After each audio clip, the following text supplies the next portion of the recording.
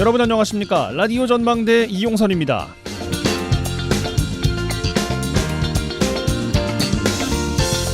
일본 도쿄전력이 오늘 후쿠시마 제1원자력발전소 오염수 6차 해양 방류를 끝냈습니다. 지난달 17일부터였으니까요. 장장 19일 동안 방류가 이어진 셈이에요.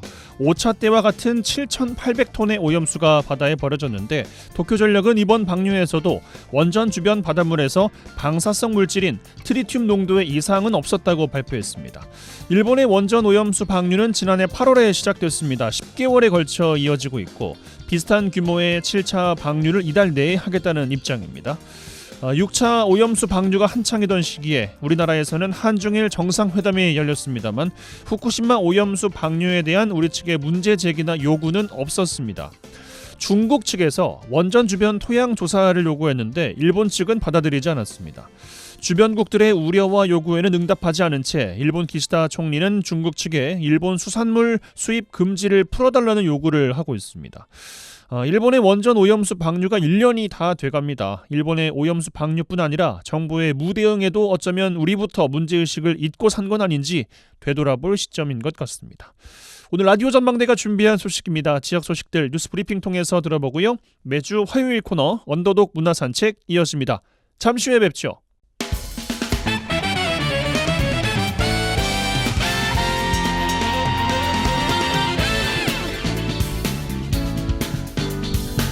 네, 6월 4일 화요일입니다. 라디오 전망대 시작합니다. 먼저 우리 지역 뉴스 정리해보죠. 뉴스 브리핑 빅터뉴스의 장봉현 기자와 함께합니다. 전화 연결되어 있습니다. 안녕하십니까? 네, 안녕하세요. 장봉현입니다. 예, 첫 소식입니다. 여수시가 여수를 찾은 관광객을 대상으로 만족도 조사를 했습니다. 볼거리와 먹거리에 대해서는 높은 만족감을 보였는데 음식, 숙박 요금에는 불만족스럽다는 반응이 많았어요. 네, 그렇습니다. 여수시가 지난 4월과 5월 관광객 2,580명을 대상으로 온라인 설문조사를 실시한 결과 91.5%가 만족한다고 답을 했습니다. 재방문 의사도 87.7%로 높았고 62%는 힐링, 휴식이 됐다고 밝혔는데요. 만족한 부분으로는 자연환경, 볼거리, 먹거리를 꼽았고 주요 방문지로는 여수 밤바다, 해상 케이블카, 오동도, 낭만포차, 아쿠아 플라넷을 꼽았습니다. 그러나 불만족 요인도 나왔는데 이 요인으로는 음식 가격, 숙박 요금이 가장 많았고 대중교통과 주차 공간 부족을 불만사항으로 지적했습니다. 여수시는 이번 설문조사 결과를 바탕으로 지역 관광의 발목을 잡는 바가지 요금 근절을 위해서 부서 간 협업 대응을 하고 단체 관광객 유치, 보상금 지원, 숙박 할인 행사 개최 등 다양한 지원책을 추진하겠다고 밝혔습니다. 예, 알겠습니다. 자, 다음 소식 광양으로 가보겠습니다. 광양시가 보조금 관련 사업 집행 관리가 부실한 것으로 드러났다고요? 네, 광양시 감사실은 지난해 민간 경상보조사업과 민간 행사보조사업에 대한 집행 실태 감사를 실시했는데 11건의 부당사항을 적발하고 행정조치를 했습니다. 이번 감사는 보조금 관련 법규, 집행 지침에 의한 적정관리, 집행 여부를 중점적으로 들여다봤고요. 보조사업자에 대해서는 보조사업 목적이 부합한지, 회계 처리 적정성 등을 감사했습니다. 11건의 위반사항을 적발했는데 시정 1건, 주의 6건, 주의 4건의 행정조치와 58만 5천 원을 추진을 했고요. 주요 지적사항을 보니까 보조금 회계 처리 부적정, 또 사전 승인이 없이 보조사업 내용 변경, 지방계약법 이행관리 소홀 등이 적발이 됐더라고요. 보조금 회계 처리 부적정을 살펴보니까 지방보조금은 계좌이체 또는 지방보조사업비 카드로 사용해야 하거든요. 그런데 현금으로 돈을 뽑은 후에 잔금을 입금을 했더라고요. 또 현금을 인출해 사용을 했는데도 이에 대한 광양시의 지도나 감독도 소홀했습니다. 사전 승인 없이 보조사업 내용을 변경한 사례도 적발이 됐는데요. 일부 사업자들은 광양시의 사전 승인 없이 보조사업의 내용을 변경 추진 후에 사업 변경 신청 또는 관련 절차를 이행하지 않았지만 감독부서에서는 이에 대한 지도 감독도 소홀한 것으로 밝혀졌습니다. 보조사업법 보조사업자 지방계약법 이행관리 소홀, 또 보조금 교부전 그 자부단 입금 여부도 확인하지 않는 등 여러 지적사항이 나왔고요. 문제는 해마다 이렇게 반복적으로 지적이 되는데도 여전히 개선되지 않고 있다는 점입니다. 예, 이번에도 과연 개선이 없을지 지켜볼 대목인 것 같습니다. 자, 고흥으로 가볼 텐데 고흥에서 나사 못 투척 사건이 발생해서 경찰이 수사에 착수했어요. 네, 고흥경찰서가 이웃 주민의 차량을 위협하려는 것으로 추정되는 나사모 투척 용의 사건 수사에 착수했습니다. 고흥의 한 주택에 주차한 차량 앞바퀴와 뒷바퀴 근처에 특정인이 나사못을 던져놔서 차량과 운전자 안전에 심각한 위험이 있다는 진정이 경찰에 접수가 됐는데요. 진정인은 이 사건을 자세히 수사해서 더 큰 범죄를 예방해 달라고 호소를 했습니다. 마을 주민들은 한 주민이 차량을 동네 골목길에 주차하면서 다른 주민들 통행에 불편을 주자 여러 차례 다른 곳에 주차할 것을 권유를 했는데 받아들이지 않으면서 그동안 주민들과 갈등을 겪어왔다고 전했는데요. 해당 주민은 자신의 집 대문 앞에도 나사못을 놔서 이웃 주민들 차량 통행이나 또 차량 운행에 불편을 끼친 것으로 알려졌고요. 경찰은 가해자로 지목된 주민을 불러서 사실관계 등을 확인할 예정이라고 밝혔습니다. 예, 알겠습니다. 또 지역경제 활성화를 위해서 도입이 된 지역사랑 상품권, 정작 읍면단위 농협 하나로마트에서는 사용할 수가 없다는 민원, 실효성 논란이 일고 있어요. 네, 주민들은 하나로마트 외에 물건을 구입할 수 있는 판매시설이 거의 없는 농촌 현실을 고려하지 않은 규제 탓에 큰 불편을 겪고 있다면서 불만의 목소리를 높이고 있는데요. 지역사랑 상품권이 지난 2017년부터 나왔죠. 지자체가 발행한 지류 카드형 상품권을 할인된 가격으로 공급해서 지역 내 소비 진작과 소상공인 지원으로 지역 경제를 활성화시키기 위해 도입이 됐습니다. 그런데 지난해 2월 행정안전부가 지역 상품권 발행 지원 사업 종합지침을 개정을 하면서 문제가 발생했는데요. 사용처를 기존 중소기업에서 법인 전체 연 매출액 30억 원 이하 업체로 제한했습니다. 그래서 농협 하나로마트가 직격탄을 맞았습니다. 하나로마트 자체 매출액이 아닌 예금, 적금 등 해당 농협의 금융사업을 포함한 연매출이 적용돼서 상품권 사용이 불가능해졌기 때문입니다. 지역상품권 가맹점으로 등록된 전남 22개 시군 농협 하나로마트 판매장은 총 343곳이거든요. 그런데 행안부에 변경된 규제를 적용받게 되면서 지역 상품권을 쓸 수 있는 매장은 한 곳도 없습니다. 농협 하나로마트 주유소 등에서 지역 상품권을 사용할 수 없게 되면서 지역민들은 불편을 호소할 수밖에 없는 거죠. 예, 지역 현실에 맞게 대책이 좀 있어야 이 차별 논란을 해소할 수 있을 것 같습니다. 물론 하나로마트도 대형마트 규제를 받아야 된다 그런 목소리들이 많거든요. 전통 상인들 입장에서는요. 예. 아무튼 지역 상품권을 10% 할인된 가격으로 구매 사용하기 때문에 가게 생활비 절약에 이게 지역 상품이 조금이라도 도움이 됐다고 하거든요. 예. 문제는 소상공인 지원을 위해 가맹점 등록을 제한하는 것에 대해서 수긍을 하지만 농촌 지역 특히 돌산이랄지 아니면 고흥이나 구례, 곡성 저런 데 같은 경우는 이 주민들의 생필품과 농자재 등을 주로 구매하는 농협 하나로카드가 제외됨에 따라 큰 불편을 겪고 있다는 거거든요. 그래서 마땅한 판매 시설이 없는 농촌 지역 실정에 맞게 지역 상품권 사용 가맹점을 늘려야 한다. 그런 의견도 나오고 있습니다. 또 지역 상품권 주관 부처인 행안부가 지역 균형 발전이나 인구 소멸 대책의 일환으로 농협 하나로마트에 대한 규제를 완화해야 된다. 그런 목소리도 있는데요. 이 때문에 지역 농협에서는 하나로마트는 농민들이 출자해 만든 농협이 운영하는 곳으로 수익이 발생하면 농민들에게 여러 환원 사업을 하고 있는데 이런 특수성을 감안하지 않았다.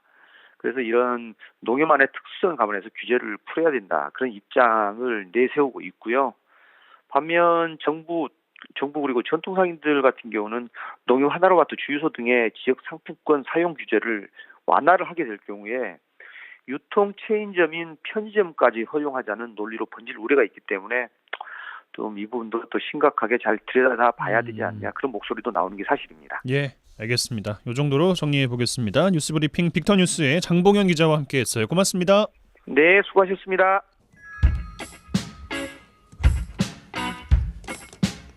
그들의 이야기가 수면 위로 올라옵니다. 탑독이 되는 그날까지 언더독 토론. 매주 화요일 전남 동부권 언더독들의 핫한 토론 언더독 토론 시간입니다. 이번 주도 두 분의 언더독 패널과 함께합니다. 한 분씩 소개해드리겠습니다.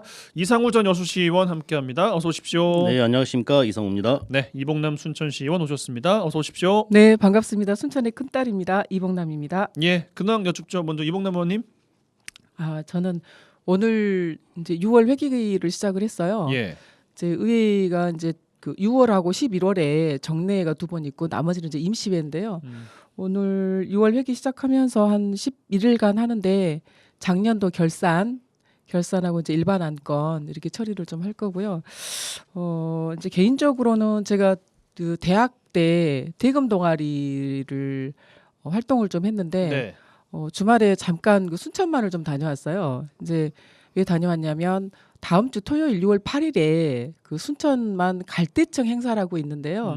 그 순천만에 갈대가 많잖아요. 그러면 대금에 그 청아하게 울리는 소리가 있잖아요. 떨리는 소리가 갈대 안에 있는 그 얇은 막이 단오를 전후해서 이게 생겨요. 그리고 그 청을 이렇게 채취를 해서 대금을 부는 그 바로 이렇게 그 취구라고 하거든요. 네. 그 동그라면 구멍이 있는데 여기 이 갈대를 붙여주는 거예요. 그러면 여기서 이게 떨리면서 그 청아하고 그 뭐 하늘 부르는 이런 소리가 여기에서 나는 건데 여기에 붙이는 갈대청이 순천만에서 나는 게 최고로 치거든요. 그렇구나. 네, 그건 그래서 처음 듣네요. 예, 그래서 5월 5일 단오가 이제 6월 10일인데 올해는 단오를 전후해서 이 갈대를 채취해서 또 대금에 붙일 수 있는 곳이 그렇게 많지 않기 때문에 8일 날 또 이 행사를 하고 그래서 이 갈대청이 어느 정도 좀 나와 있나 이 채취가 가능한가 이걸 한번 보려고 제가 순천만을 좀 잠깐 다녀왔고요. 뭐 이왕에 이제 방송 한 김에 다음 주 6월 8일 10시 이번 주잖아요, 토요일. 다음 주 6월 8일 6월 그럼 8일 이번 이번 주인데요? 주구나. 예.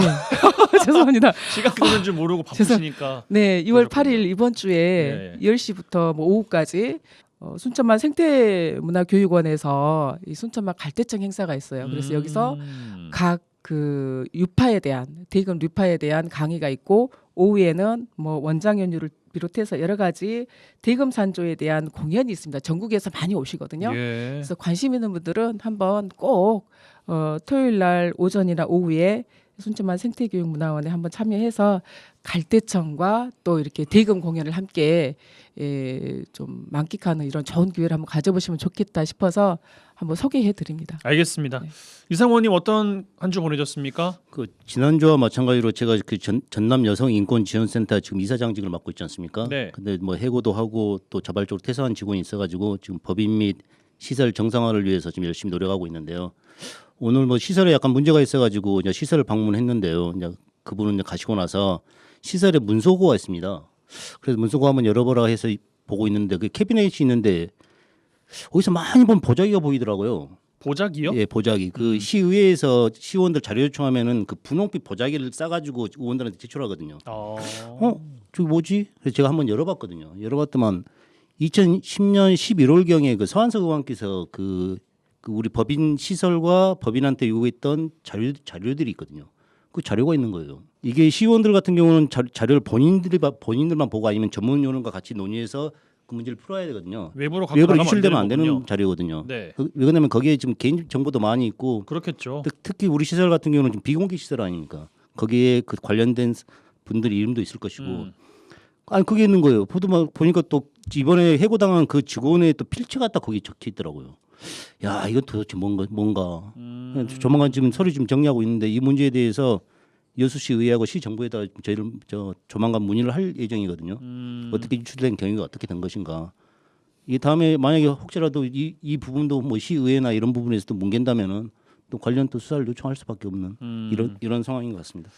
알겠습니다. 자, 요 정도로 두 분의 근황 여쭤봤고 주제로 들어가 보겠습니다. 자, 제가 드릴 주제 먼저 의대 관련된 이야기를 좀 여쭤봐야 되겠습니다. 요즘에 순천 지역 뭐 곳곳 지나다 보면은 곳곳에 순천대에 전남의대 신설해야 됩니다라는 현수막 붙어 있고 뭐 여러 기관 단체에서도 뭐 이야기를 좀 내고 있습니다. 뭐 기자회견 비롯해서 성명서 형태로도 발표를 하고 있고요. 지역 여론을 반영하듯이 최근에는 순천 신대지구 관계자들이 삭발을 했고 전남도의회 김진남 의원께서도 삭발을 했습니다. 어제죠. 서선난 순천 시의원께서도 여성 시의원으로서는 또 처음으로 삭발을 또 하면서 여기에 대한 이야기가 좀 극단으로 가고 있는 양상인데 먼저 이봉남 의원께 드릴 수밖에 없겠습니다. 어떻게 보고 계십니까? 사실 한숨으로 시작하시는 아니요 한숨은 아니고 한숨 아니에요? 이제 결기를 보여주는 예. 이런 삭발을 결정하기에는 쉽지가 않잖아요. 이제 근데 결기를 내가 좀 보여주겠다라고 하는 어떤 의지의 표현이기도 하고. 아니 궁금한 게 그 삭발을 하면은 네. 그 누가 그 신경이나 좀 씁니까? 뭐 예를 들어서 뭐 도에 계신 분들이나 네. 어유 왜 그렇게까지 하세요?라는 뭐 반응이 좀 있어요? 이 도는 아직 제가 반응은 잘 모르겠고요. 예.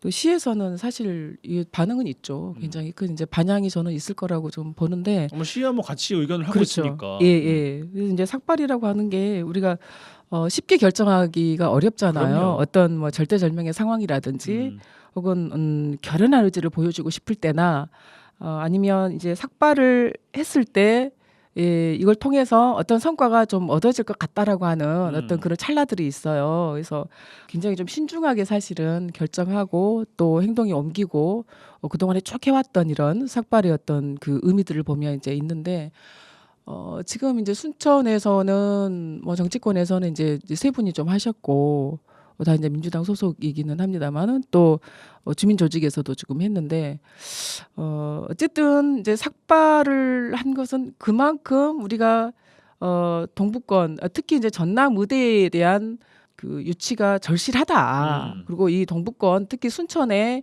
유치를 좀 해야 되겠다라고는 이제 절박함을 저는 이제 보여줬다라고 이제 생각합니다.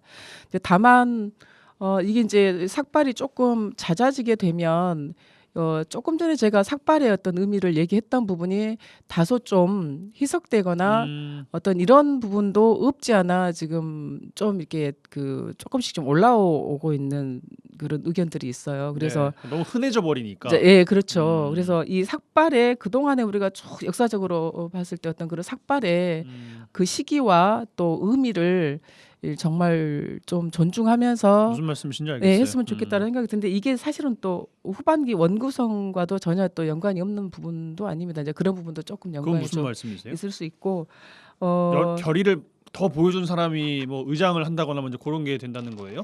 이제 그 상임위원장이나? 일견에서는 그렇게 보는 분들도 계십니다. 근데 이거는 이제 제가 그냥 이게 중요한 거는 아니고요. 네네. 실제 중요한 것은 우리 지역에 지금 당면에 있는 의대 유치와 그리고 이 전라남도의 절차의 부당성이라든지 이제 이런 부분이 저는 더 강조되었다라고 생각하고 네. 결기를 보여주기 위해서 정말 큰 마음 먹고 했다라고 생각하고 특히 우리 그 여성 시의원께서 삭발을 결정하기 쉽지가 않거든요. 서선남 의원. 예, 이런 부분들은 굉장히 좀 저희가 인정하고 그만큼 지역에서도 많이 좀 이렇게 힘을 모아야 될 때가 아닌가 싶습니다. 알겠습니다. 네. 이상호님 의정 활동하실 때 삭발해 보신 적 있으세요? 아니 없습니다.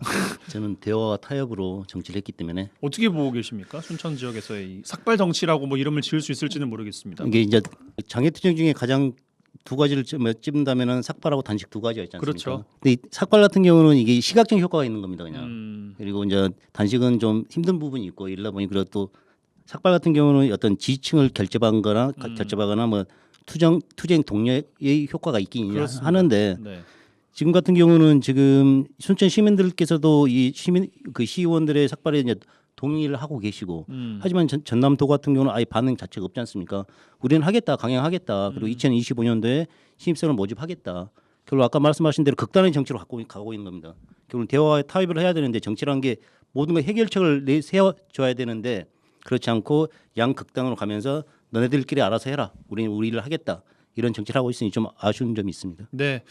이봉남 의원님 뭐 이번 주도 그렇고 뭐 지난주도 그렇고 관련된 이야기를 쭉 이어오고 있습니다만 지난주에 김영록 지사께서 순천 웃장 찾으셔서 소상공인 정책 발표를 하시는 과중에 시의회 의장님 비롯해서 몇 분이 그 앞에서 또 항의 피켓 들고 또 이야기를 또 하셨었잖아요. 그것도 그렇고 뭐 시도 의원분들의 삭발 이어지고 있는 상황에서 아니 그 정치의 주체인 분들이 그러니까 뭐 지자체 간의 그런 여러 알력 다툼이랄지 뭐 이렇게 보이는 것들이 또 있어도 뭔가 퇴로를 좀 시의원들이나 지방의회 의원분들을 좀 만들어 놔야 되는 것 아니냐라는 일각의 뭐 시각도 있더라고요. 여기에 대해서 어떤 의견 좀 주고 싶으십니까?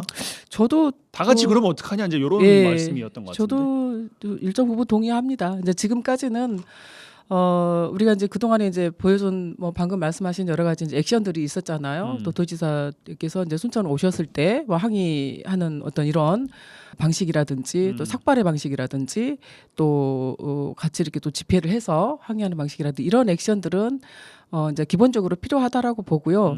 아무래도 이제 그 의회는 어떻게 보면은 지적도 하지만 대안을 제시하고 또 지역의 어떤 통합과 이런 것들을 좀 같이 만들어 가야 된다라는 차원에서 네.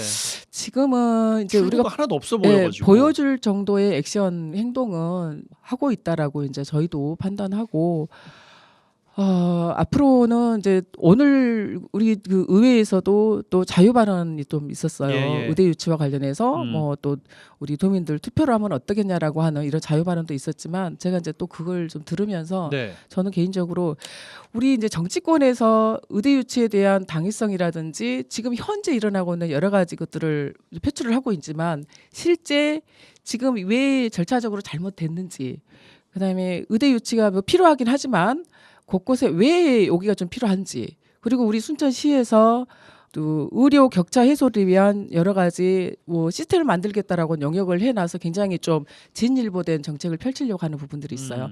이런 내용들에 대해서 각각의 시민들은 사실 이게 잘 모르시더라고요. 예, 큰 틀에서 필요하다. 뭐 도가 잘못하고 있나 보다. 이런 부분들은 같이 인식을 하는데 내용 공유가 잘 안 되고 있다. 예, 내용 공유가 조금 이제 좀 안 되고 있는 거 아닌가 싶. 내용을 가지고 호소하는 부분들을 우리 의대 특별위원회라든지 또 의회 차원에서 이제 지금은 이제 좀 만들어가야 되겠다 이런 생각을 제가 오늘 본회의장에 좀 앉아 있으면서 그런 좀 생각을 좀 했습니다. 알겠습니다. 이상원께 질문 드리고 다음 주제로 넘어가야 될 것 같은데 뭐 정치인이라는 것이 뭐 아니면 의원이라는 것이 뭐 지역 결집이나 지역민들께 내용을 잘 소상히 전달하는 것 물론 중요한 역할이겠습니다만 정치라는 게 어쨌든 조율이지 않습니까? 조율이고 말씀하셨던 것처럼 뭐 협의, 뭐 타협 이런 것들을 잘 이제 해 나가야 되는 주체일 수도 있는데 이 사안 관련해서는 지방의회 의원님들께 어떤 말씀을 좀 주고 싶으세요? 실질적으로 이제 정치라는 게 이제 아까 말 대화 타협을 통해서 문제를 해결해야 되는데 지금 네. 현재 해결이 잘 안 되고 있으니까. 정치의 핵심 결국은 민주당의 순천갑 지역위원 아니겠습니까? 이제 그분들이 지금 장애투쟁을 하고 있지 않습니까? 김은수 국회의원께서 지금 순천대 앞에다가 천막 당사를 만들고 예. 6월 말까지 우리는 여기를 지키겠다 이런 말씀하신 거 보니까 결국은 시위가 대의기구 아니겠습니까? 시민의 뜻이 이거다. 이러니까 우리 국회의원이 이러하니까 우리도 이렇게 해야 되겠다. 이런 지금 극단의 정치를 가고 있지 않겠습니까? 아까 말씀대로 지금 테러는 있어야 됩니다. 누군가는 물밑에서 작업을 해서 대화를 통해서 원만하게 해결해야 되는데 순천 시민들께서는 이미 기울어진 운동장이다. 너네들 그 서부권을 가져가기 위한 행보 아니냐. 이런 의구심을 떨쳐버릴 수 없기 때문에 아마 이 문제는 계속 평행선으로 갈 수밖에 없겠다. 이를 보고 있습니다. 알겠습니다. 이 정도로 정리해보고 잠시 전하는 말씀 광고 듣고 와서 두 분의 주제로 돌아오겠습니다.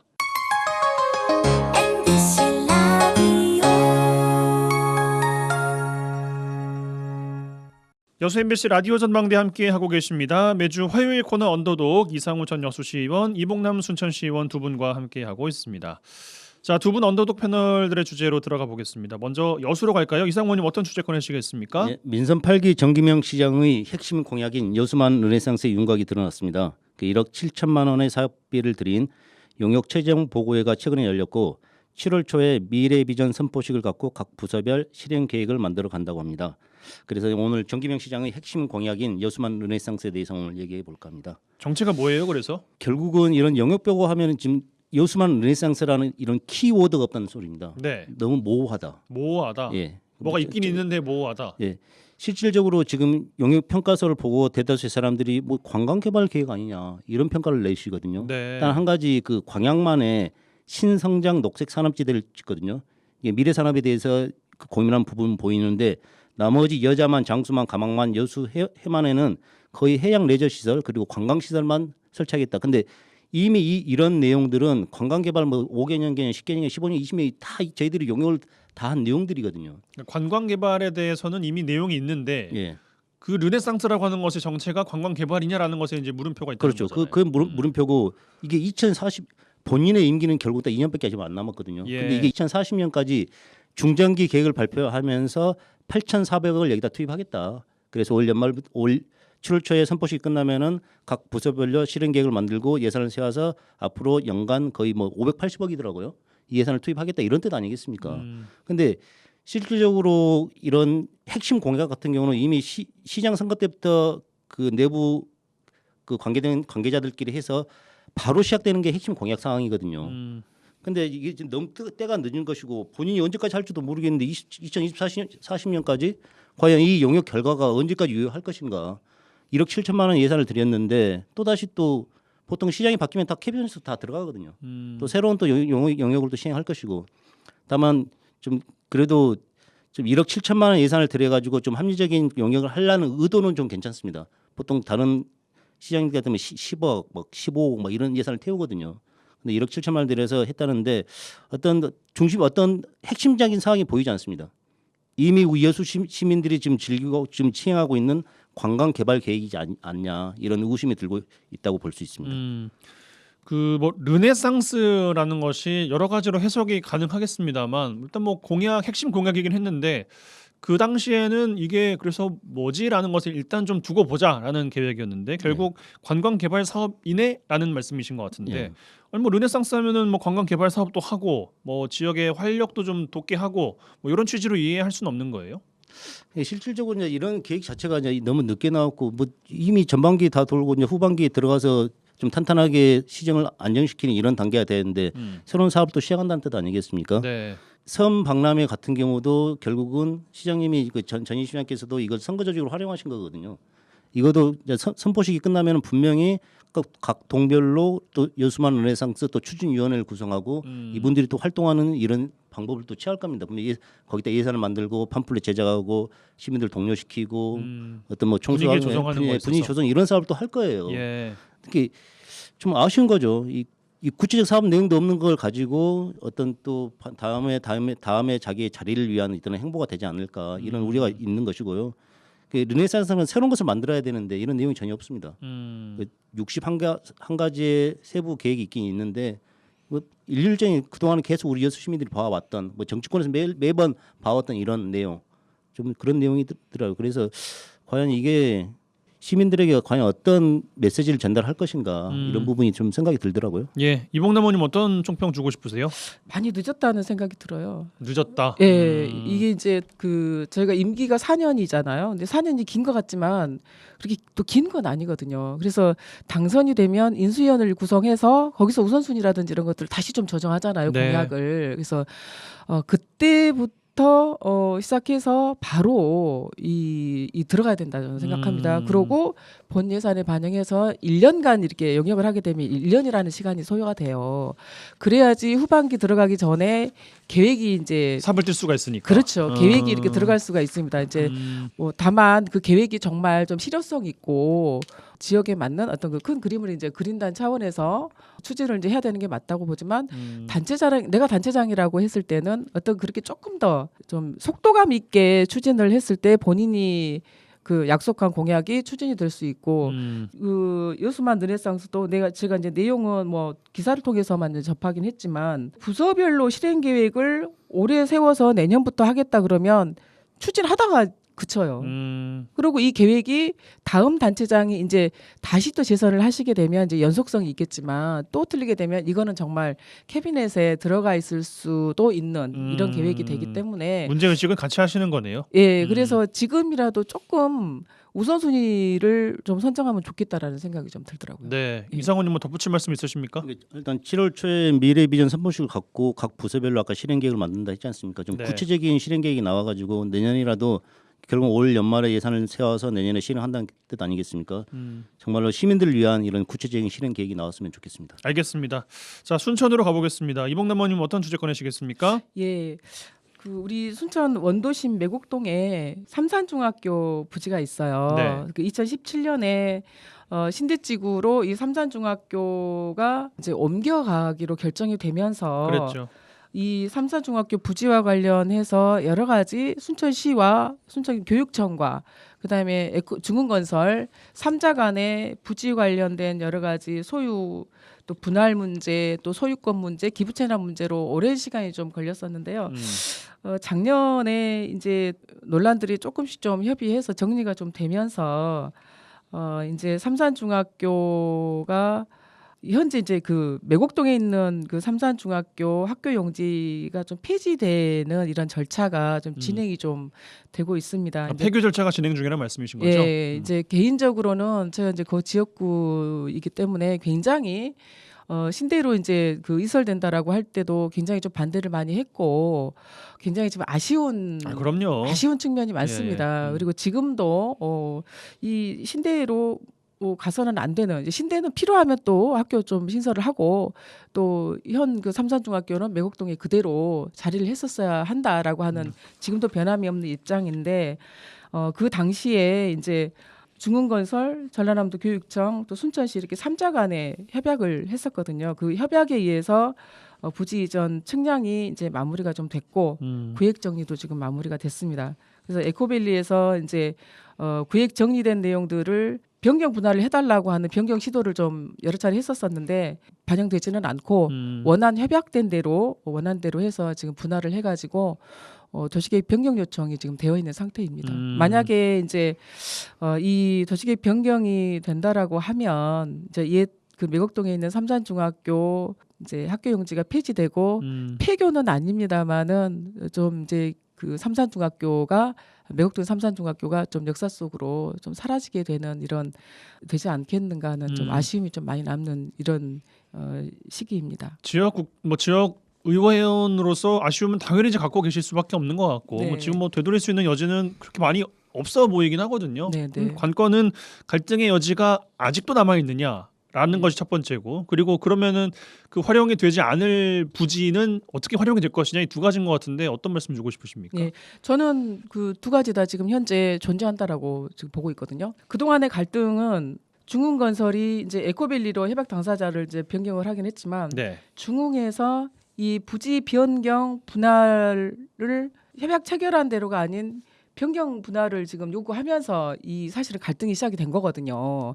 양해 범위도 바꿔달라고 계속 요구를 에코밸리에서 했었고 교육청에서는 또 여기에 좀 끌려다니는 측면이 없잖아 있었고 또 이런 상황에서 순천시가 이 변경 분할을 안 된다라는 또 입장을 또 냈었고 또 그 입구에 순천시 소유의 공유재산 있어요. 시유지가 있어요. 네. 근데 여기를 또 에코밸리 중흥에서는 매각 요청을 좀 했어요. 이걸 좀 팔아라. 순천시는 안 된다라고 했었고 또 이 시기에 지역의 또 시민사회단체에서도 중흥건설에 강하게 좀 이렇게 반발하고 또 문제 제기를 하는 이런 과정들이 좀 있었습니다. 뭐 때문에 팔으라고 했던 거예요? 그 정문 쪽은? 이제 그 중흥건설이 사실은 지금 건설사 아닙니까? 그래서 거기에 아파트를 건설하고자 하는 이런 그 시도를 좀 했었죠. 예. 그래서 아파트를 건설하려면 입구가 지금 시유지가 있기 때문에 이 부분이 해결이 돼야지 진입로가 해결이 되거든요. 그래서 그 요청을 좀 했었는데 학교 지을 테니까 요것도 좀 해줘라. 뭐 이제 이런 그렇죠. 예, 그런 요구였던 요구도 거군요. 했었고 또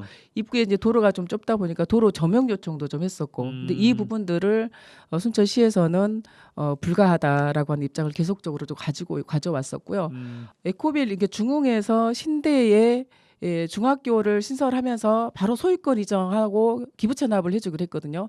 그런데 방금 말씀드렸던 이 분할 요청이 안 받아들였다 보니까 소유권 이전도 본인들이 안 했고 여기에 따른 여러 가지 또 교육청에 당신들이 무단으로 쓰고 있는 거 아니냐. 그래서 임대료를 내라. 이렇게까지 또 중흥에서는 복잡해졌네요. 했었잖아요. 예. 그래서 그 기간이 사실은 거의 4년여 지금 지난 그랬습니다. 겁니다. 예. 그래서 자, 이러저러한 갈등들은 지금 정리가 되고 방금 말씀드린 대로 측량해서 이제 분할해서 지금 용도 변경 요청이 지금 들어가 와 있는 상태이지만 네. 지금 현재 이 부지를 지역민들한테 좀 돌려줘야 되는 거 아니냐라고 하는 이제 이런 의견들이 지금 많이 지금 나오고 있는 상태죠. 그러니까 그 매곡동에 있는 학교 부지 말씀하시는 거예요? 그렇죠. 예. 예, 그건 어떻게 활용을 해달라는 요구가 있습니까? 그 말씀 듣고 마무리해야 될 것 같습니다. 네, 지금 그 기업은 지역사회하고 함께 발전하고 공생해야 되잖아요. 예. 그래서 그 동안에 중흥건설에 결과적으로 상당한 막대한 그 기업이 성장할 수 있도록 순천시에서 마련을 해준 거기 때문에 원도심에 랜드마크를 만들 수 있는 문화예술적인 향기가 뿌리낼 수 있도록 중흥건설과 잘 좀 순천시가 협의해줬으면 좋겠다. 그리고 기업 차원에서도 지역의 여러 가지 좀 환원 차원에서 지역의 그 공공시설이라든지 이런 부분들로 지역 시민들이 복지를 좀 누릴 수 있도록 지역 차원으로 좀 환원을 좀 해줬으면 좋겠다라는 이런 요구들이 좀 계속 좀 나오고 있습니다. 알겠습니다. 이상호 의원께 짧게 한 20초 정도 드리고 마무리해야 될 것 같습니다. 결국은 이 사항은 불평등 계약이고요. 결국은 그 시교육청이 공사비 140억을 아끼려고 그 매국동에 있는 부지를 중건설에 넘긴 꼴입니다. 결국 아까 마지막에 말씀하신 대로 결국은 이 부지 그대로 놔두고 나서 시민들에게 돌려줄 수 있는 방안을 찾았어야 되는데 교육청이 140억 아끼려고 이 부지를 중건설에 파는 꼴이 됩니다. 결국은 중건설 여기다가 아파트 짓겠죠. 이게 또 막대한 이익을 보겠죠. 이런 계약입니다. 이거 잘못된 계약이죠. 알겠습니다. 시간이 다 돼서 이 정도로 마무리해야 되겠습니다. 언더독 이상훈 전 여수시의원, 이봉남 순천시의원 두 분과 함께했어요. 두 분 고맙습니다. 감사합니다. 감사합니다.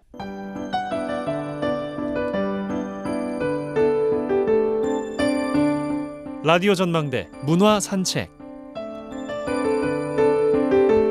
네, 문화 산책 시간입니다. 김지연 리포터 나와 계세요. 어서 오십시오. 안녕하세요. 네, 이번 주에 어떤 분 만나고 오셨습니까? 네, 순천의 대표 예술제인 2024 한눈에 즐기던 아고라 순천에서 이 최고 득점을 받은 공연팀들 소개해드리고 있는데요. 예. 이번 주에는 오진용 색스포니스트를 만나고 왔습니다. 젊은 음악가로서 이 고향 순천 공연 문화의 발전을 꿈꾸고 있는 오진용 씨 만나보시죠. 안녕하세요. 전라남도 순천에서 색소폰 연주자로 활동하고 있는 오진용이라고 합니다. 반갑습니다. 수염을 기르고 계세요. 이게 연주자라는 직업이 남한테 보여주는 직업이잖아요. 결국 저를 기억하게 만들려고 수염을 기르기 시작했어요. 네, 염색을 밝게 하는 편이고 이제 일부러 어필을 더 하는 거죠. 저 연주자예요. 저 음악해요. 뭐 예술해요. 이런 거 어필하면서 머리 노랗고 머리 하얗고 머리 파랗고 수염 있는 사람. 특히 제 이름 기억하기는 어렵잖아요. 근데 이미지로 기억하는 거는 정말 쉬운 일이라 일부러 수염을 기르면서 이제 꾸미기 시작했죠. 색소폰을 네. 손에 잡으신 거는 언제부터예요? 고등학교 1학년 때 순천에 되게 그런 관악 밴드부가 좀 많아요. 그래서 그 중에 한 군데 학교를 가가지고 우연찮게 갔다가 이제 악기를 골라야 되거든요. 그 중에 눈에 보이는 게 색소폰밖에 없었어요. 그래서 저 이거 하고 싶습니다. 거기 있던 학교 선배들한테 그때부터 연이 닿아가지고 지금까지 악기를 하고 있죠. 저는 어렸을 때 음악을 정말 싫어했어요. 부모님이 너는 공부에 재능이 없다. 그러니까 뭐라도 할 줄 알아야 되지 않겠냐고 하면서 보내기 시작했던 게 이제 피아노 학원. 진짜 웃긴 에피소드인데 어머니가 초등학교 때 이제 피아노 학원 앞에 딱 내려주세요. 항상 차로 태워서 엄마 나 갈게 하면서 피아노가 2층이었거든요. 올라가면서 눈치 살짝 보다가 내려오는 거. 절반만 가고 내려와서 바로 아래층에 문구점이 있는데 그 문구점에서 오락기를 열심히 게임을 하다가 어머니가 다시 잡으러 오세요. 학원에서 전화를 받고 진용이 안 왔는데요 하면서 그러면서 음악을 시작했어요 처음에. 네, 그러다가 교회에서 이제 뭐 베이스 기타도 치고 드럼도 치고 기타도 좀 치고 중학교 다니면서부터 음악이 좀 좋아진 것 같아요. 이렇게 음악을 좀 접하면서 플룻 학원 보내주세요 해서 플룻도 한 3년 정도 배우고 저희 형이 클라리넷도 했었어요. 형이 쓰던 악기 뺏어가지고 클라리넷도 연습도 해보고 바이올린도 잠깐 했다가 중학교 3학년 때부터는 이제 그때부터 꿈이 생겼었죠. 갑자기 연기가 너무 하고 싶은 거예요. 순천에 시립극단 선생님들이 가르쳐주시는 그런 곳에 가가지고 연기를 오래 해서 고3 때까지 계속 했어요. 음악하면서도. 그때는 꿈이 중앙대학교 연극영화과 가는 게 꿈이었는데 이제 그것도 일찌감치 포기를 한 게 제가 연기를 엄청 잘하는 것도 아니고 공부를 워낙 못해가지고 나는 그냥 연기는 취미로 하는 게 맞다. 그리고 나서 음악을 정말 열심히 했어요. 고3 때 제가 전공으로 전향을 하고 잠을 거의 안 자면서 또 정말 감사하게도 저는 주변에 감사한 분들이 너무 많아요. 고등학교 이제 은사님께서 개방을 해주신 거죠. 연습실을. 어머니도 많이 태우러 오셔가지고 집에 가서 또 씻고 자고 아침에 또 학교 와서 또 그렇게 연습하고 레슨 선생님께서 너는 200% 떨어질 거다. 근데 그래도 경험해본 것과 안 해본 거의 차이는 엄청나니까 가서 수시를 보고 와라. 동아방송대랑 단국대 딱 두 군데 썼는데 단국대를 붙어버린 거예요. 수시에서. 그 선생님도 놀라셔가지고 아 그래 고생 많았다. 그러면서부터 이제 제 음악 생활이 제대로 시작된 거죠. 연기를 했던 게 아마 정말 도움이 많이 되지 않았을까. 이제 감정 표현하는 거에 대해서 이제 색소폰이라는 악기가 노래를 부르는 것과 조금 다르게 가사 전달이 안 되잖아요. 그거를 감정 표현이라는 걸로 상쇄를 시켜야 된단 말이에요. 그거를 연기하면서 굉장히 많이 터득을 한 것 같아요. 다른 방식으로 감정 표현하는 거고.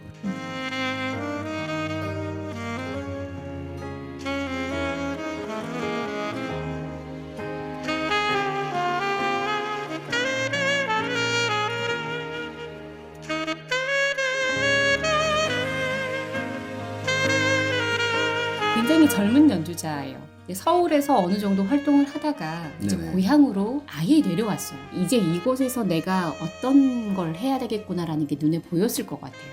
아 그렇죠. 일단 첫 번째 젊은 연주자들이 너무 없어요.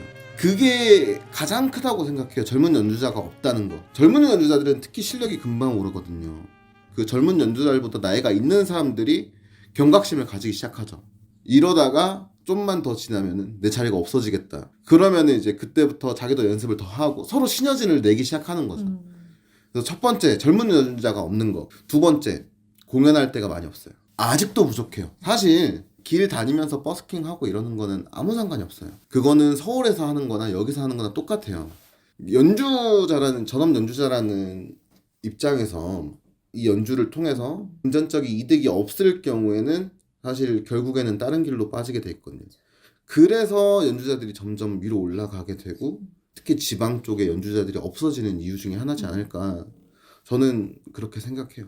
완벽하게 내려온 게 2019년도인데 정착하면서 항상 느끼는 거지만 연주 공간이 굉장히 부족하구나.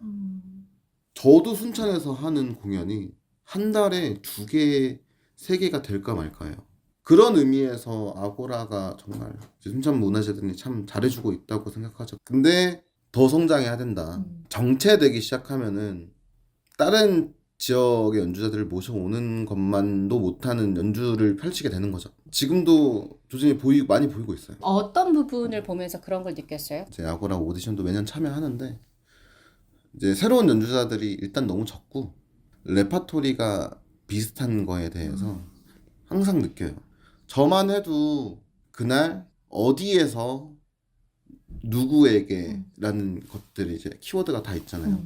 항상 물어봐요. 성별이 어떤 성별이 많을 것 같냐 아니면은 그 나이대가 어떻게 되냐 그런 것들을 항상 다 물어보거든요. 거기에 맞춰서 레파토리를 다시 짜는 거예요.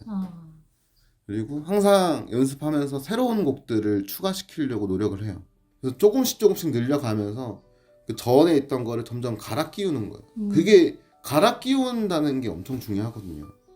그래서 항상 나의 새로운 모습을 보여주고 그래야 되는데 계속 똑같은 연주를 하게 되면은 연주가 좋아서 보러 오시는 분들이 있더라도 안 오게 된다는 거죠. 항상 경각심을 가지고 어떤 연주자든 조심해야 된다고 생각해요.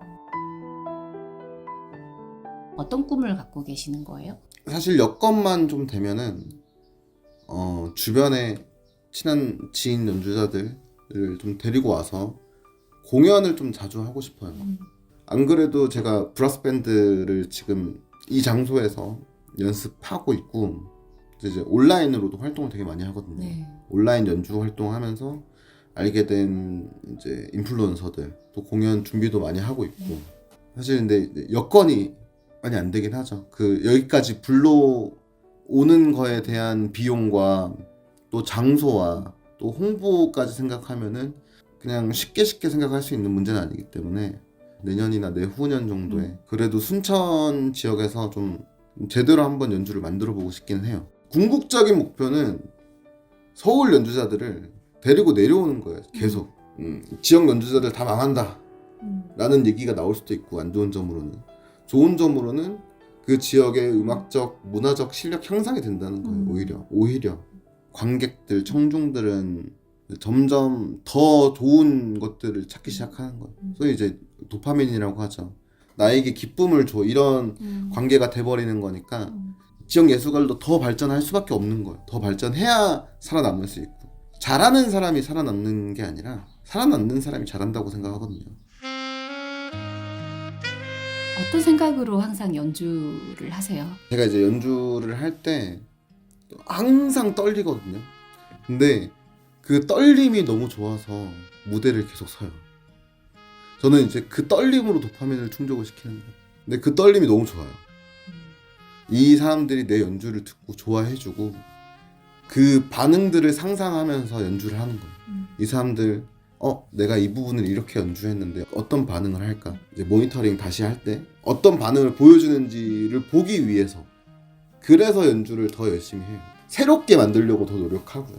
어떤 연주자로 남고 싶으세요? 30대에는 재밌는 연주자, 좀 새로운 시도를 많이 하는 연주자. 40대 이후로는 남을 울릴 수 있는 연주자. 색소폰이라는 악기가 가지고 있는 단점 중 하나인 가사 표현을 못한다는 거. 단지 선율만으로 남들을 울릴 수 있는 연주자가 됐으면 좋겠어요. 정말 잘한다는 거거든요. 그게 결국에 제가 생각하는 목표 중에 하나죠.